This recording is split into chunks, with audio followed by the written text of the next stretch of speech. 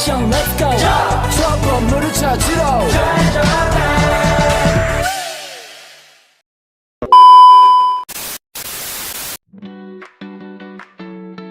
Selanjutnya adalah yang B, latar belakang masalah. Pemilihan kasus konflik di Kota Bitung, Sulawesi Utara yang terjadi pada November 2023 didasari oleh beberapa alasan mendasar. Pertama, Kota Bitung selama ini dikenal sebagai wilayah dengan tingkat toleransi yang sangat baik, sehingga munculnya bentrokan massa di wilayah tersebut menjadi anomali yang penting untuk dianalisis. Kedua, konflik ini menunjukkan fenomena baru di mana isu politik internasional konflik antara Israel dan Palestina dapat bertransformasi menjadi sentimen kelompok di tingkat lokal melalui perantaraan media sosial. Permasalahan utama dalam kasus ini adalah cepatnya penyebaran provokasi digital yang melalui kecepatan koordinasi keamanan di lapangan. Oleh karena itu, identifikasi terhadap penyebab, dampak, proses rekonsiliasi dalam peristiwa ini menjadi krusial agar masyarakat, khususnya generasi muda, dapat memahami betapa pentingnya menjaga literasi digital dan tidak terjebak dalam fanatisme golongan yang sempit.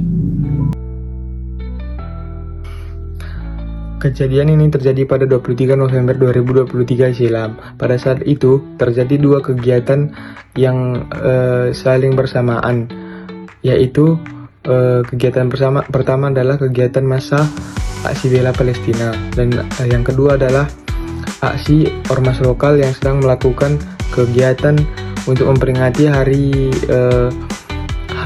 jadi organisasi mereka.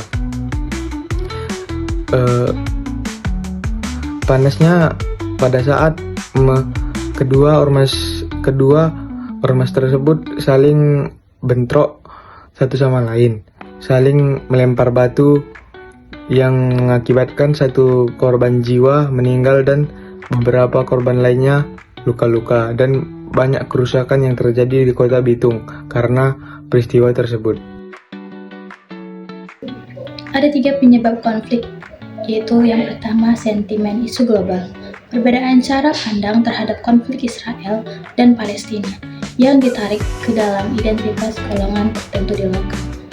Yang kedua yaitu provokasi media sosial, adanya penyebaran informasi palsu atau hoaks dan narasi kebencian di platform media sosial yang memicu kemarahan massa sebelum kedua kelompok bertemu.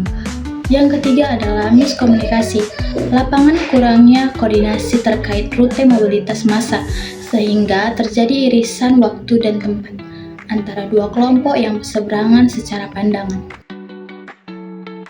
Ada 3 dampak konflik yang terdapat. Yang pertama itu dampak sosial, di mana terganggunya keharmonisan dan timbulnya rasa was-was di tengah masyarakat Bitung yang selama ini hidup berdampingan dan terkenal rukun. Di mana yang kedua itu ada dampak fisik dan korban, yang dimana terdapat 1 korban jiwa meninggal dunia, luka-luka, serta menimbulkan kerusakan pada kendaraan umum atau fasilitas umum yang ada di wilayah tersebut. Yang ketiga, dampak keamanan, keterlambatan aktivitas ekonomi warga karena penutupan jalan yang begitu tegas oleh aparat dan status keamanan yang begitu ditingkatkan oleh aparat. Upaya penyelesaian konflik yang dilakukan melalui beberapa cara agar keadaan kembali damai, yaitu pertama, mediasi para tokoh agama. Pemerintah mengajak tokoh-tokoh agama untuk menenangkan masyarakat dan membuat kesepakatan damai bersama. Yang kedua, penegakan hukum. Polisi menindak tegas pelaku kekerasan dan penyebar hoaks agar terciptanya keadilan dan konflik tidak tersebar luas kemana-mana. Yang ketiga adalah deklarasi damai.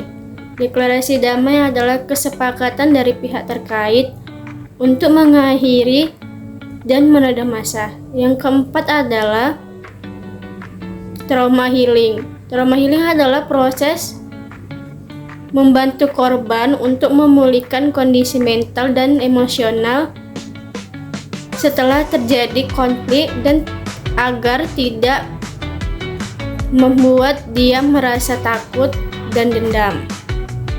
Dalam proses ini ada juga peran FKUB, yaitu Forum Kerukunan Umat Beragama.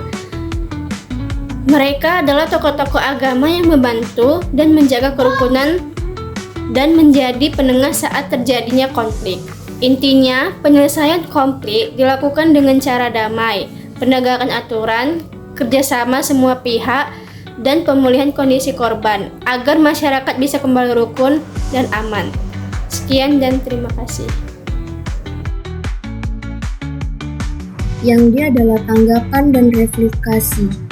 Menurut pendapat kelompok kami, konflik ini sebenarnya bisa dihindari jika kedua belah pihak mengedepankan dialog daripada emosi.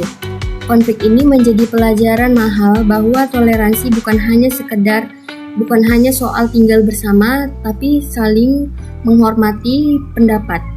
Rekomendasi kami adalah perlunya penguatan literasi digital bagi setiap organisasi masyarakat agar tidak mudah terhasut oleh provokasi di media sosial yang seringkali memelintir fakta demi kepentingan tertentu.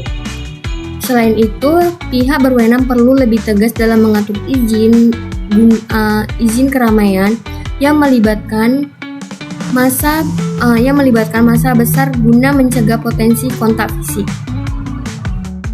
Selain itu, kelompok kami berpendapat bahwa konflik ini adalah pengingat bahwa toleransi adalah proses yang harus dirawat terus-menerus dari awal hingga akhir, bukan suatu yang bernilai statis.